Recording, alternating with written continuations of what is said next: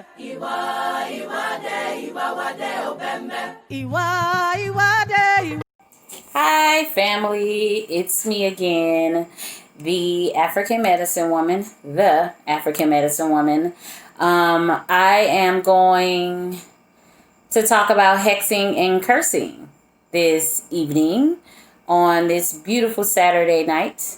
I like to call every day beautiful. It's such a beautiful day when you get to wake up and live another day and have breath in your body.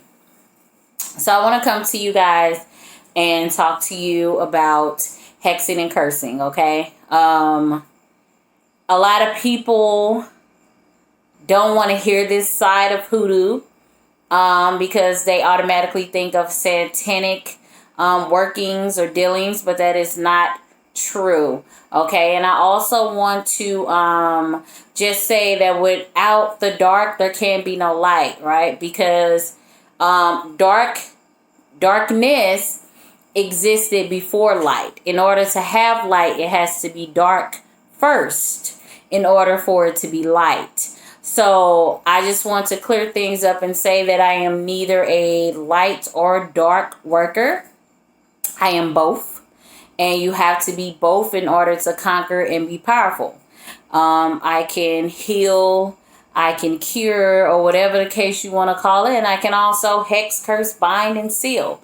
So I just came to talk to you guys today and talk about hexing and cursing. What is hexing and cursing? So when people think about hexing and cursing, like I said, they automatically think it has something to do with the devil, and you have to conjure up all these evil spirits in order to hex, bind, curse, banish, seal someone. You do not, okay? Hexing and cursing is using herbs and other tools to bring justice, harm, or bad luck to someone who has wronged you, okay? That is what hexing and cursing is, okay? Using tools of hoodoo to bring harm, bad luck, justice to someone who has wronged you, okay? Why do we curse or hex someone?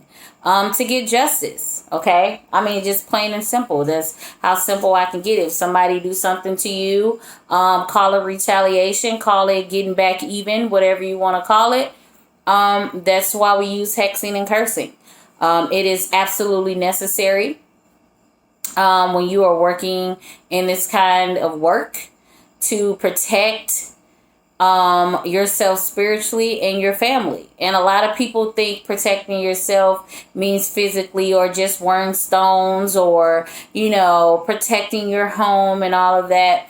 It goes deeper than that, because sometimes you do have to hex and curse people in order to protect your spirit and your home and the people that you love, okay? I want to touch on the history of hexing and cursing, like when it comes to our ancestors, okay? So what I have learned is that our ancestors, some of them used, if someone did them wrong, they either would kill them or hire a henchman, also known as a hitman, to do the dirty work for them, okay?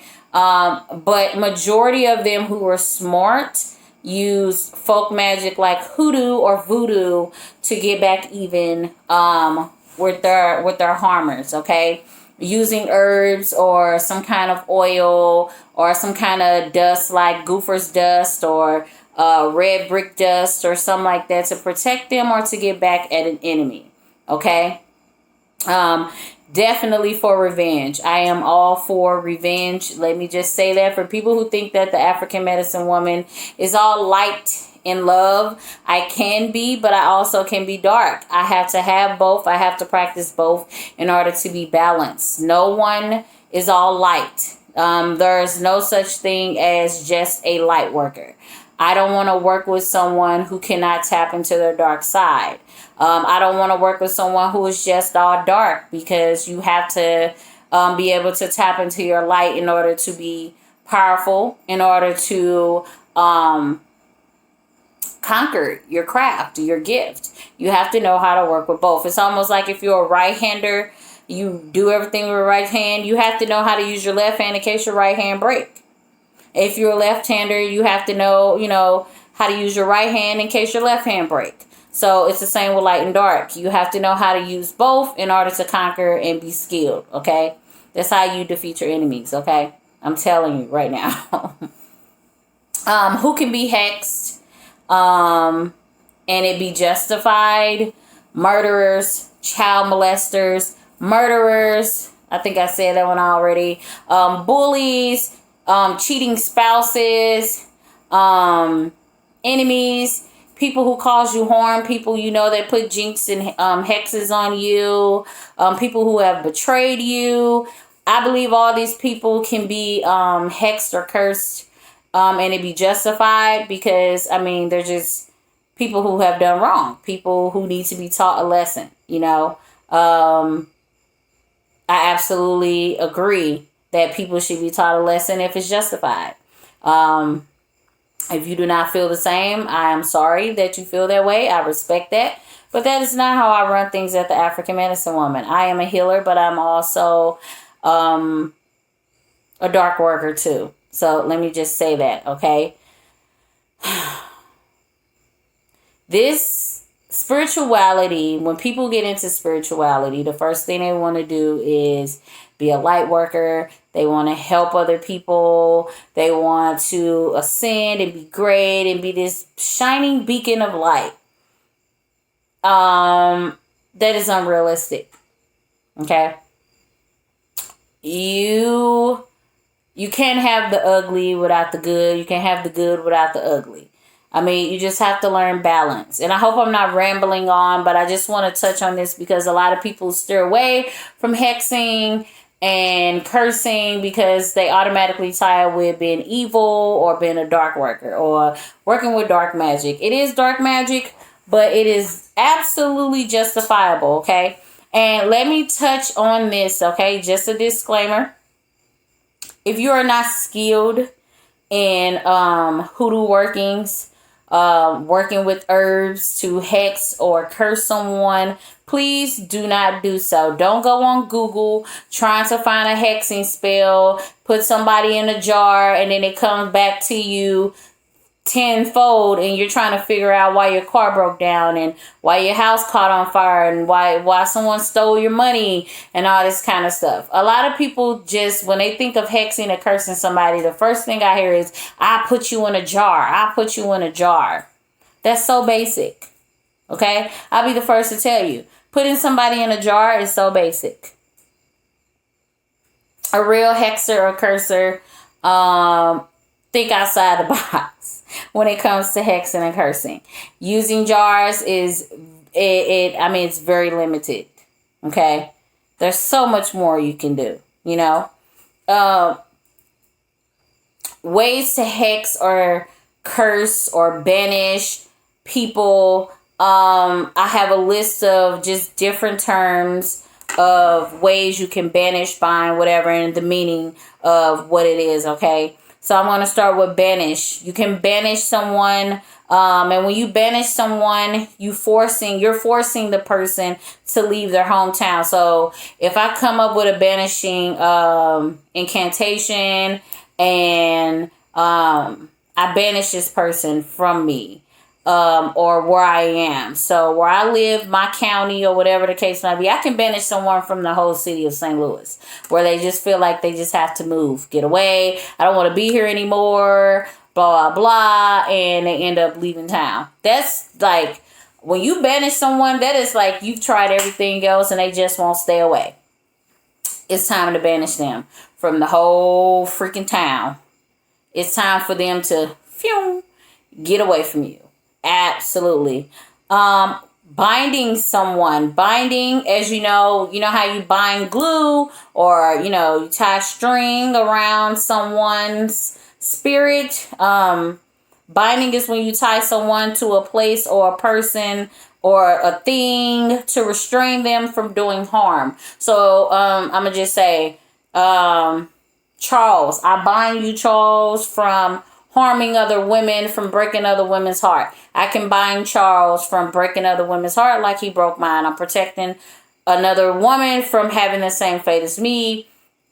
I will simply write down Charles' name on parchment paper, probably with a little dove's blood, and tie him with a black string. It's a lot of workings that go into it. I don't want to go deep in how you do each curse and all of that, because this video will be so long, okay? It would be so long. Confused mind. So you can hex someone to have a confused mind. That means making them mentally muddled. They cannot make decisions. So if I make someone confused in their head, it's almost like somebody who's bipolar or schizophrenic, where they can't get their words out, or they're like rampant, like I'm trying I can't they can't get their words out. They can't make decisions, and they almost sound crazy. Okay, so I have their little mind in the palm of my hands, and I'm not going to release it until I feel fit. So that's the beauty of hexing and cursing, that you control how the spell works on the other person. And let me also say that be careful who you hex and who you cross or who you try to banish, because a lot of people have protection through spirit. And if you don't know who they work with or what spirit is protecting them, that's why you should always ask. Go to spirit first before you hex or you banish or you bind someone. You should always consult with spirit first before you do these workings, so you can heed the warnings of, no, this person is protected by this spirit. No, this person is protected by that. So you can know what you're working with. If you don't know what you're working with, it's hard to bind someone. It's hard to send them with a confused mind. It's hard to put a fix on them. So you have to consult with spirit first before you hex, bind, banish, seal, all of that kind of stuff. Moving on. Crossing crossed. You heard me right. Crossing crossed. Okay. It's a non-lethal curse, but it is worse than jinxing someone. So if I'm crossing you, it's like something you can't get out of. It's worse than a jinx. Your bad luck will be so bad, you just want to give up, cuddle up in a ball, and never leave your house. Okay. Putting a fix on someone is when you use a tool or an object to control another person, kind of like a voodoo doll. Or a hoodoo doll. I would say either like tree twigs, a puppet, where you conceal their spirit in, something like that, where you're controlling that person, their actions, what they're doing, all of that. Yes, it is very possible. This one is going to creep you guys out. I'm just naming a few ways you can hex people, banish people, bind them, and, all of that. I'm just giving you examples of dark magic, of how you can use it, okay? Live things inside of you. So I can hex you and bind you or cast something up on you where you feel like little critters are crawling in the inside of your skin, where you're itching, where you think something is always crawling on you. You're doing this all day. You're scratching. People are going to think you crazy because you're like, the bugs is in me. The bugs is in me. Oh, there's bugs crawling on the inside of me. Sorry to be so dramatic, but that's how it is. Like you see on movies where people hallucinate and, they think bugs are crawling inside of them. That is a hex. That is some juju on their ass. That is extreme measures. If somebody cross you, I'm definitely putting live things in you where you ain't gonna be able to sleep because you're gonna think bugs is crawling inside of you, in your head, in your ears, your whole body. You're just gonna think that, you just messed up. Things just crawling inside of you. The next one will have to be nailing that person down. So you can take a photo, you can make it down, personal items, and what you do is you nail it or peg it into something. I prefer a tree or a stump, or a log, something like that. You're nailing this person in place, their spirit in place, to stop them from doing harm, stopping them to from sending you negative vibes or spells to you or trying to hex you. You're basically nailing them. Boom, put a nail in the coffin, as people say.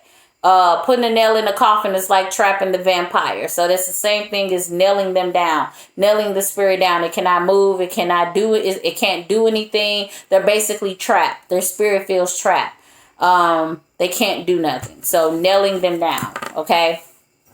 Those were just a few examples of hexing and cursing and banishing and the different types. There's plenty more. I just didn't want to make this video so long where you guys are falling asleep. You know, I try to keep my videos under 20 minutes. 20 minutes long. No one wants to sit and watch somebody talk for an hour and 50 minutes. I'm not. Okay. Gathering supplies. So when you're hexing someone, as we all know, it's more powerful when you use things that actually belong to that person. Okay, so it can be hair, fingernails, menstrual blood, semen, vaginal secretions, urine, feces, blood, saliva, earwax, mucus, what else?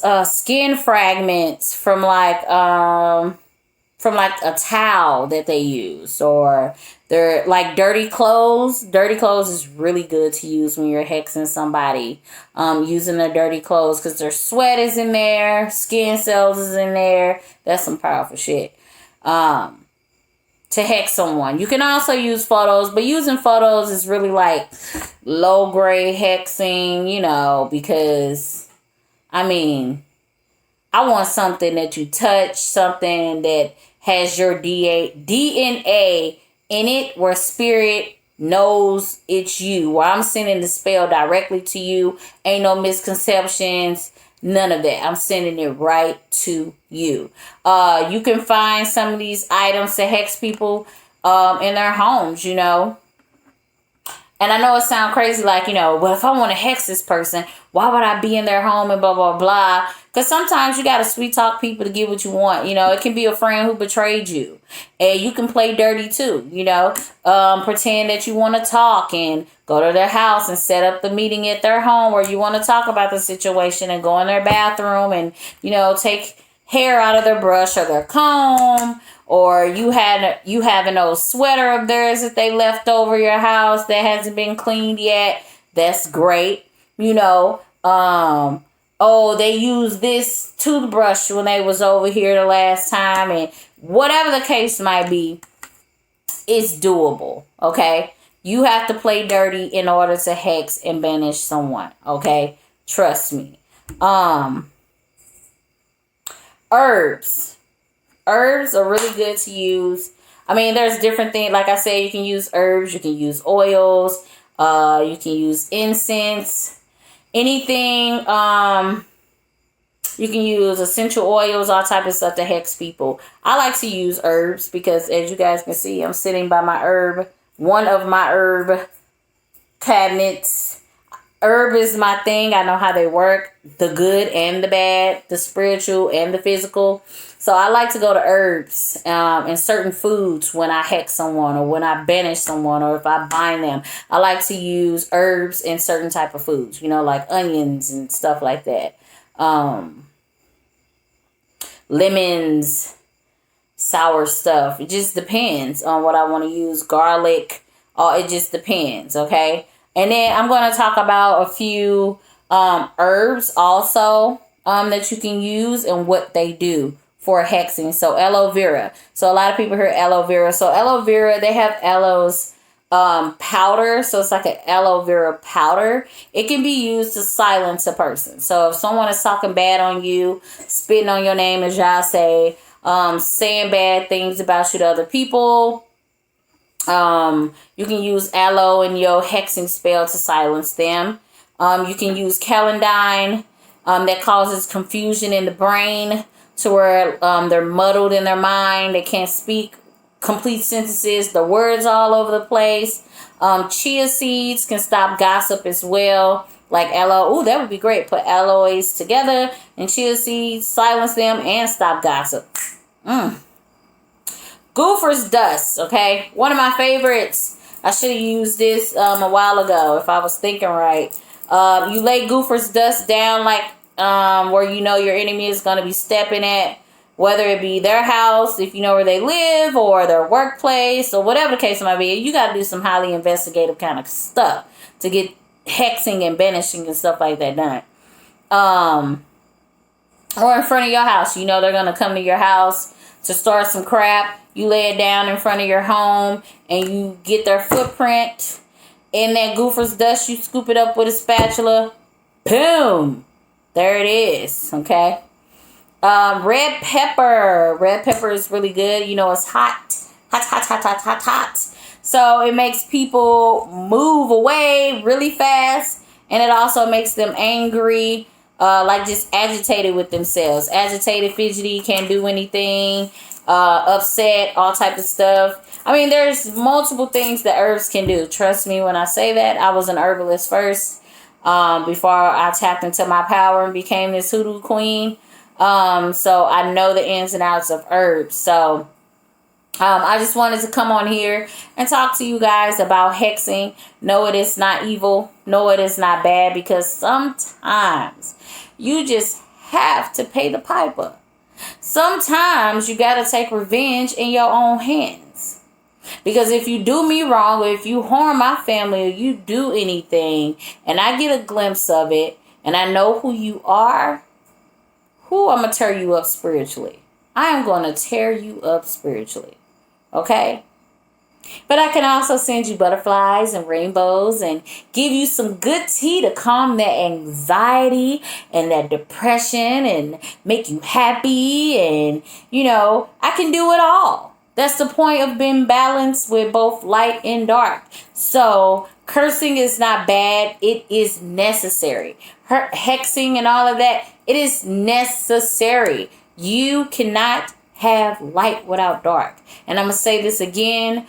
If you did not understand, in order to have lightness, the light, there has to be dark first. You wouldn't know light existed if it is not dark first. Okay? You wouldn't know. So don't stray away from the dark side. Learn it. Embrace it. Learn what it is, how to use your dark side of you for your good, to protect you and your family. Don't get me wrong. I'm not out. Don't take my words wrong. I'm not out here just hexing and banishing people for the fun of it and causing havoc. No. But if I have to protect myself, my family, or my friends, I will get down and dirty and get to going. I will dig a hole so deep your spirit couldn't climb out of. I will have you sealed in the envelope so tight, traveling so far away, your spirit will be lost. But that's the beauty of spirituality. That's the beauty of knowing what it is that you are doing. Hoodoo, voodoo, Santeria, Lakumi, all that kind of stuff. It both has its light and its dark moments. So embrace them both. If you're going to get into this world, you're going to get into this lifestyle, understand that you cannot just be all light. Understand that you cannot just be all dark. You have to have a balance of both. And I, as the African medicine woman, I conquer both. And that's what makes me so powerful. I don't talk about the dark all the time because it scares people. But I do answer. Sorry guys, I got cut off by a phone call. I apologize, but I just wanted to come and talk to you guys about hexing and banishing and all that stuff, to explain to you guys what it is and how it works. So embrace it. If you have any questions, reach out to me. Feel free to subscribe to my YouTube so you can stay in the know with videos. I will be doing a video this week coming up about sage. It was a big conversation in my Facebook group explaining why it needs to stop being used and how it is becoming endangered. Like, it's becoming extinct. So hit that like button, share, comment if you want to, ask questions, whatever the case might be. You can join my Facebook family, the African Medicine Woman. I am here. I'm a teacher. I'm a spiritualist, a herbalist, a hoodoo worker. This is who I am, okay? What you see is what you get. What I say is my word. So I just wanted to come and talk to you guys today on this beautiful Saturday. I'm sorry it's so late that I uploaded this video. But if you have any questions, again, just reach out to me. And I will talk to you guys next week. Bye.